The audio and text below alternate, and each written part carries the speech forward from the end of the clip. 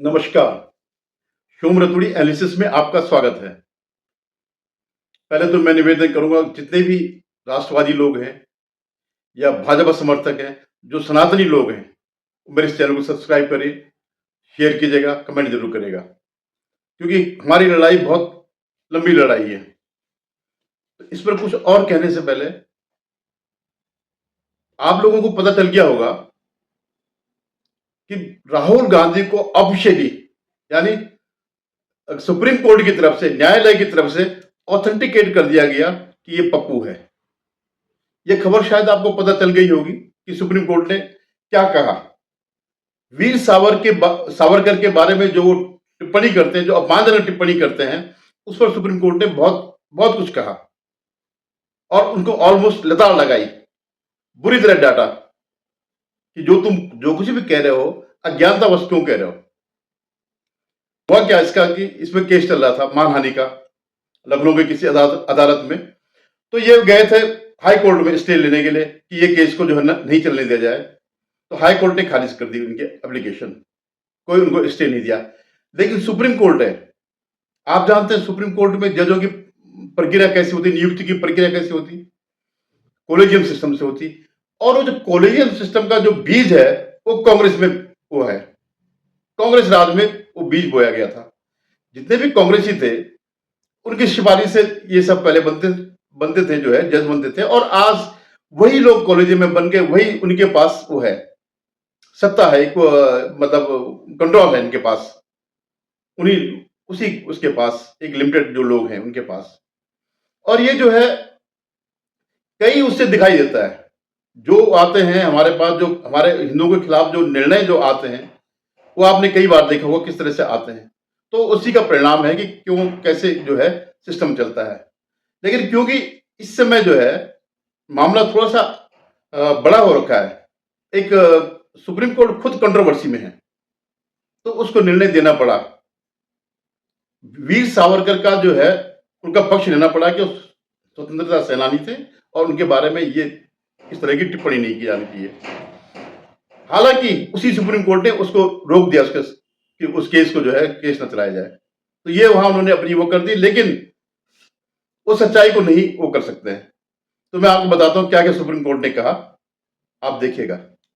एक तो supreme court ने कहा कि उनकी वीर सावरकर की तारीफ में जो है इंदिरा गांधी ने भी पत्र लिखा था, और यहां से उन्होंने शुरुआत करी।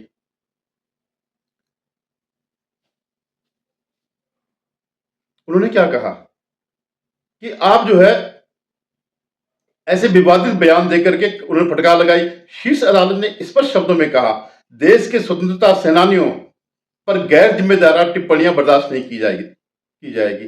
न्यायमूर्ति दीपांकर दत्ता की अध्यक्षता वाली पीठ ने राहुल गांधी को चेताया कि अगर भविष्य में इस तरह से टिप्पणी की गई तो सुप्रीम कोर्ट स्वतः संज्ञान लेकर सुनवाई करेगा।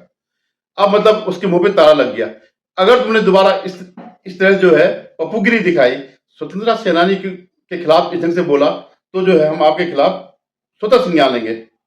और क्या कहा उन्होंने, राहुल गांधी ने बिना इतिहास को पूरी तरह समझे ऐसा बयान दिया।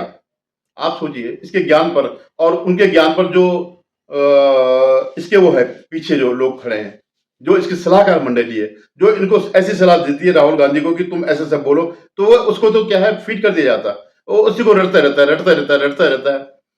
जातिगत जनगणना, जातिगत जनगणना, अडानी, वीर सावरकर, माफी वीर सावरकर। उन्होंने कहा कि आप उन लोगों के बारे में ऐसा कैसे कह सकते हैं जिन्होंने देश को आजादी दिलाई। और बड़ी बात क्या कही, कल को आप महात्मा गांधी के बारे में भी कुछ कह देंगे, क्योंकि उन्होंने भी सावरकर के लिए फेथफुल सर्वेंट लिखा था। तो इसमें ये जो है, जो लेटर उस समय जाते थे, किसी को भी लेटर देते थे, मतलब जो सुप्रीम कमांडर या जो उस समय किंग जो हुआ करता भारत का, किंग या क्वीन जो भी थी, तो उनको जब कोई लेटर लिखता था लास्ट में, जैसे हम लिखते यूर सिंसियरली यूर फेथफुल, तो उसको लिखा यूर फेथफुल सर्वेंट, ये लिखा उन्होंने किसी भी एप्लीकेशन में। और उसने कहा कि ये उसका नौकर था। तो उन्होंने पॉइंट आउट किया, हालांकि इस बात को सबने पॉइंट आउट किया, जो भी जानकार, जो पढ़े लिखे हैं, जो पप्पू नहीं है, उन्होंने इस बात को किया। उन्होंने, कोर्ट ने स्पेशली कहा कि कल को आप महात्मा गांधी के बारे में भी कुछ कह देंगे, क्योंकि उन्होंने भी सावरकर के लिए फेथफुल सर्वेंट लिखा था। सावरकर के लिए फेथफुल सर्वेंट लिखा था। तो कोर्ट ने ये मतलब जैसे सावरकर ने लिखा फेथफुल सर्वेंट, वैसे ही महात्मा गांधी, जवाहरलाल नेहरू, तो जवाहरलाल नेहरू को तो खैर बहुत ज्यादा कोई लोग तवज्जो नहीं देते, लेकिन महात्मा गांधी का नाम है। कोर्ट ने यह भी कहा कि पूर्व प्रधानमंत्री इंदिरा गांधी यानी राहुल गांधी की दादी ने भी सावरकर के सम्मान में पत्र लिखा। जस्टिस दत्ता ने कहा कि आप महाराष्ट्र जाकर के ऐसा बयान देते हैं जहां सावरकर की पूजा होती है, यह नहीं होना चाहिए, आपको ऐसे बयान देने से बचना चाहिए। आगे आप देखिएगा, राहुल गांधी को सुप्रीम कोर्ट की फटकार, कहा याद रहे वीर सावरकर जैसे स्वतंत्रता सेनानियों ने आजादी दिलाई। सुप्रीम कोर्ट ने राहुल गांधी को नसीहत के साथ कड़ी चेतावनी दी है कि अगली बार वीर सावरकर का अपमान किया तो कोर्ट स्वतः संज्ञान लेकर कार्रवाई करेगा। तो फिर इनका वकील था अभिषेक मनु सिंघवी, जो रहते ही हैं, उनको तो आप जानते हैं कि इनकी जुडिशरी से क्या वो है, जो भी कुछ करना हो वो जाकर के कर देते हैं। तो अभिषेक मनु सिंघवी ने कहा कि राहुल गांधी का इरादा किसी को आहत करने का नहीं था। मतलब आप देखिए, तो क्या था भाई, पूजा कर रहा था, प्रशंसा कर रहा था, क्या किसी को आहत करने का नहीं था। इस पर सुप्रीम कोर्ट ने पूछा, आप एक राजनेता हैं, मतलब जब वकील से बात करते तो क्लाइंट के लिए कहता, आप एक राजनेता हैं, आपको इस तरह की टिप्पणी क्यों करनी चाहिए, ऐसा मत करो, ऐसा मत करो, अगर आपका इरादा ऐसा नहीं था तो ये टिप्पणी की क्यों। अब वो अभिषेक मनु सिंघवी ने बोला नहीं कि साहब तो पप्पू ऐसे बोलता रहता, वो चुप हो गया, क्या करेंगे। अगर आपने आगे से कोई बयानबाजी की तो हम स्वतः संज्ञान लेंगे, ठीक है। उन्होंने क्या कहा कि स्वतंत्रता सेनानियों के खिलाफ गैर जिम्मेदाराना बयानों की इजाजत नहीं देंगे। तो मामले की सुनवाई करते जस्टिस दीपांकर दत्ता और जस्टिस मनमोहन, ये मनमोहन दिल्ली हाईकोर्ट के पहले चीफ जस्टिस थे। तो उन्होंने क्या कहा, इस बार सावरकर है, अगली बार कोई कहेगा कि महात्मा गांधी अंग्रेज के नौकर थे, अगली बार ऐसी बयानबाजी की तो हम स्वतः संज्ञान लेंगे। तो ये जो है, ये बार बार प्रूफ करता है, जनता के सामने भी करता है और उनके सामने भी, कोर्ट के सामने भी कि, और इसी मामले में, सावरकर के मामले में पता नहीं कितने केस चल रहे इसके खिलाफ, मानहानि के। उसे कि सुप्रीम कोर्ट इनकी ढाल बना हुआ, अभिषेक मनु सिंघवी, कपिल सिब्बल, जो जितने भी लोग फिक्सर टाइप के लोग हैं, इसलिए बचा हुआ है। अब आप वो देखिए, जब मोदी वाले मामले में हाई कोर्ट से भी वो करके सुप्रीम कोर्ट ने इसको स्टे कर दिया, स्टे नहीं किया बल्कि उसको निरस्त कर दिया एकदम से। तो क्योंकि इनका वो है, कोलैबोरेशन है, मतलब उसी उससे आए हुए लोग हैं, तो इस तरह से जो करते हैं। अब मेन चीज क्या है, जानने वाली क्या बात है कि क्यों ये सावरकर का अपमान करते हैं, सावरकर जी का अपमान क्यों राहुल गांधी करता है या कांग्रेस करती है, पूरा इको सिस्टम क्यों करता है, ये आपको जानना बहुत जरूरी है। उसके पीछे मैं कारण बताता हूं, क्योंकि एक्चुअली क्या, स्वतंत्रता कांग्रेस के आंदोलन से बिल्कुल नहीं आई, ये सिर्फ इन्होंने एक बहम फैलाया। और इनके इतिहासकारों ने एक काम तो किया कि पहले मुगलों को और इस्लामिक जो वो थे, आतंकी थे, आक्रांता थे, उनको महामंडन किया, उनको बादशाह और ये, और उनका कला और संस्कृति और खाना और पीना और उनका एडमिनिस्ट्रेशन और ये सब ऐसे करके उन्होंने पहले तो काम ये किया, हिंदुओं को वो करने के लिए, डाउन करने के लिए, उनका अपमान करने के लिए, इसलिए इनका पहला काम तो ये था। दूसरा क्या था कि इतिहास में उन्होंने भले लिखा कि स्वतंत्रता का आंदोलन कांग्रेस ने किया, ये सच्चाई बिल्कुल नहीं है, कहीं से भी नहीं है। कांग्रेस तो बेसिकली वो मानती थी डोमिन रूल, होम रूल, कि हम उन्हीं के, अंग्रेजों के अधीन में ही रहेंगे, हमें जो है यहाँ सत्ता चलाने दे दी जाए, जो घोटाले जो उन्होंने 60-70 साल में किए वो हमें करने दिए जाए, इससे ज्यादा कुछ इनका रोल नहीं था। लेकिन कांग्रेस का माने आप ये मत समझिए कि जो आंदोलन था वो सिर्फ कांग्रेस का था, उसमें सब किस्म के लोग थे, राष्ट्रवादी लोग थे, लोकमान्य बाल गंगाधर तिलक जैसे लोग भी थे। कोई आपने कभी नाम सुना उनका, जिन्होंने कहा कि स्वतंत्रता हमारा जन्मसिद्ध अधिकार है। कोई बाबू आपू कोई किसी ने नहीं कहा, चाचा वाचा किसी ने नहीं कही ये बात, क्योंकि ये तो उसके लिए लड़े थे, स्वायत्ता कह रहे कि हमें जो है अब अपने अधीन जो है वो करने, हमें राज चलाने दो। और बाकी जो था, जितने भी क्रांतिकारी हुए 1922-23 से, क्या पहले तो 1857 से लिए, लेकिन 22-23 से सरदार भगत सिंह, सुखदेव और ये तीनों जो क्रांतिकारी थे, तो ये जब फांसी पे चढ़े तो उसके बाद क्रांति की एक लहर सी आई और पूरे देश में जो है क्रांतियों का सिलसिला शुरू हो गया, विद्रोह शुरू हो गया। अब कांग्रेस किस पर डिपेंड थे, सॉरी अंग्रेज किस पर डिपेंड थे, वो सत्ता कैसे चलाते, वो भारतीयों पे चलाते ना। अब भारतीयों की पुलिस और भारतीयों की सेना पर ही चलाते थे, उनकी वजह से ये सारा चलता था। और उस पर उस क्रांति को रोकने के लिए इन्होंने काफी कुछ जो है कांग्रेस की मदद से वो बुझाई। हालांकि लास्ट तक जाते जाते जब आईएनए आ गए, सुभाष चंद्र बोस आ गए और उन्होंने खुला लड़ाई लड़ी जो है अंग्रेजों के खिलाफ, तब इनको लगा कि अब हमारा यहां रहना असंभव है। अब आप सोचिए कि 2 जन्म की कैद हुई थी वीर सावरकर को, और वो 10-11 साल उन्होंने सेलुलर जेल अंडमान में काटे। और अगर आप लोगों को पता होगा कि किस तरह से कोलू चला करके जो है उनको कोटा दिया जाता है कि आज इतने इतने कनस्तर तेल निकालने हैं, तो बैल की जगह वो लगे रहते। और इनको क्या था, बाबूजी रहते थे जब जेल जाते थे तो ये आगा खां पैलेस पुणे में बड़े ठार से, इनकी तो बकरियां भी साथ में रही। और जवाहरलाल नेहरू तो खैर उनके वही थे, वो तो पहले ही इनकी ट्रीटी हो गई थी महात्मा गांधी की और अंग्रेजों की, जब हम स्वतंत्र होंगे या हमें सत्ता मिलेगी जो भी है तो हम जवाहरलाल नेहरू को वो बनाएंगे, प्राइम मिनिस्टर बनाएंगे। तो ये इनका वो था। कभी इन्होंने लाठी नहीं खाई, किसी लाठी सिर्फ एक गोविंद वल्लभ ने खाई और एक लाला लाजपत राय ने खाई। लेकिन आप गोविंद वल्लभ पंत तो चलो कांग्रेस जी थे, बाद में भी रहे, लेकिन आप इन लोगों को मत समझेगा ये कांग्रेस थे, वो एक आंदोलन था।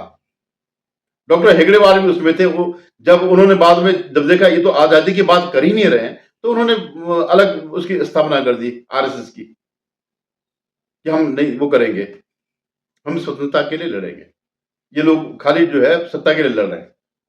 तो क्या था कि ज्यादातर लोग जो है आजादी से पहले ही स्वर्गवासी हो गए थे, जो लोग ये लड़ते थे, आंदोलन करते थे, लाठियां खाते थे। और खैर क्रांतिकारी थे बेचारे, तो फांसियों पे ज्यादा लटके, पेड़ों पे तक लटके, तोपों के आगे उनको उड़ाया गया। कोई एक कांग्रेसी बता दो। लेकिन अब एक जीवित व्यक्ति था, वो थे सावरकर, जिन्होंने 2 जन्म की सजा हुई, 11 साल वहां काटे और 10 साल 1937 तक शायद जो है ये जेल में रहे, नासिक जेल में रहे, या यहाँ आने के बाद नजरबंद रहे हो। तो अब वो टावरिंग पुरुष थे, तो उनका एक यही था कि सारा श्रेय जो है कांग्रेस को देने के लिए जो है वीर सावरकर को बदनाम किया जाए। आज भी बहुत से लोग जिन्होंने कभी पढ़ा लिखा नहीं, पप्पू ने बोल दिया रहो, उसी को डरते रहते कि सावरकर माफी वीर, सावरकर माफी वीर, सावरकर ये। अरे सावरकर ने लड़ाई लड़ी है, तुम कभी रह करके दिखा दो बगैर महल के जेल में। मैं शर्त के साथ कह सकता हूं कि अगर नेहरू को अगर 3 दिन भी वहां रहने पड़ते सिल्वर जेल में, तो चौथे दिन वो गॉड सेव द किंग के नारे लगाते हुए प्रभात फेरी करता। उन्होंने कभी कष्ट देखे नहीं। एक बार नाभा में गया, वहां पर जो है वो वहां की रियासत के जो भी राजा रहा होगा उसने पकड़ लिया और हवाले से बंद कर दिया। तो नेहरू को आश्चर्य हो कि ये हवालत है। वो सोच रहे कि जैसे अंग्रेज हमें वो करते थे, ट्रीट करते हैं, ऐसे यहां पर भी ट्रीट होगा। उन्होंने नहीं किया। फिर जाकर के रो पीट करके मोतीलाल ने इधर उधर करके उनको छुड़ाया। तो इस सबको समझने की जरूरत है, क्योंकि इनका एक मात्र उद्देश्य यह है कि आप किसी असली स्वतंत्रता सेनानी को उभारो मत। आप किसी जो हिंदू अगर कोई नेतृत्व है, नेता है, चाहे वो इतिहास में हो या वर्तमान में हो या जब इस दौर में हो, उनको जो है नीचे दिखा के रखो। हमेशा अकबर महान, जबकि राणा प्रताप जिंदगी भर लड़ते रहे, और वो शिवाजी और उनके छत्रपों ने जो है पूरा इनका राज खत्म कर दिया मुगलों का। वो क्या था, 1857 तक कुछ नहीं था। 1907 में औरंगजेब मरा और 20 तक 1707 में औरंगजेब 1720 तक जो है खत्म हो चुका था, मराठों का राज आ गया था। लेकिन कोई भी इस इतिहास को नहीं बताता कि 80-90 साल 100 साल के आसपास जो है 1818 में मराठा हारे थे और उनसे उन्होंने अंग्रेजों ने उनसे सत्ता वो ली थी। तो कोई नहीं बताता कि 80-90 साल का इतिहास जो है मराठों का था। तो इसके पीछे यही कारण है सिर्फ कि कोई टावरिंग पुरुष ना रहे इनके मुकाबले, गांधी नेहरू के मुकाबले। मतलब सुभाष चंद्र बोस जैसे आदमी जब वो उनका कद बढ़ने लग गया तो खुद महात्मा गांधी ने उनका कद काटा, उनको जो है डाउन गेट किया। जब वो अध्यक्ष चुने गए, जब सुभाष चंद्र बोस जब अध्यक्ष चुने गए तो महात्मा गांधी ने उनकी कार्यकारिणी नहीं बनने दी और थक हार कर उनको जो है छोड़ना पड़ा। फिर फॉरवर्ड ब्लॉक बनाई, जो भी वो किया, उसके बाद आए ने जर्मनी और ये सब मिलकर के उन्होंने जापान वापान होते हुए साउथ एशिया में जो है उस तरफ चले गए। फिर वहाँ से उन्होंने अपनी जो जापान के युद्धबंदी थे या और देशों के थे उनको संगठित करके आईनें बनाई। तो उनका भी इन्होंने कभी कोई ज़िक्र नहीं। उनको भी यही किया। बाद में जो उनकी मृत्यु हुई रहस्यमय रूप से, उसका कोई आज तक अता पता नहीं है। कमीशन बनते हैं लीपापोती के लिए। तो ये नहीं चाहते थे कि गांधी नेहरू के अलावा कोई और टावरिंग पुरुष रहे और असली स्वतंत्रता सेनानी जो है उसको जो है सामने लाए। वो लाएंगे तो फिर इनकी हैसियत नहीं रहेगी। तो 60-70 साल तक यही करता रहा। तो अब उसमें विराम लग गया है। सुप्रीम कोर्ट के कहने के साथ ही जो ये राहुल गांधी का जो माफी वीर वाली जो है, और जो भी कहते हैं कि उनका गुलाम है, ये सब करके इस पर एक स्थायी रूप से रोक लग गई। अब बोलेगा तो सीधा जेल जाएगा। धन्यवाद। आपसे निवेदन, आप पुनः निवेदन है, आप मेरे इस चैनल को सब्सक्राइब करिएगा, शेयर कीजिएगा और कमेंट जरूर करिएगा।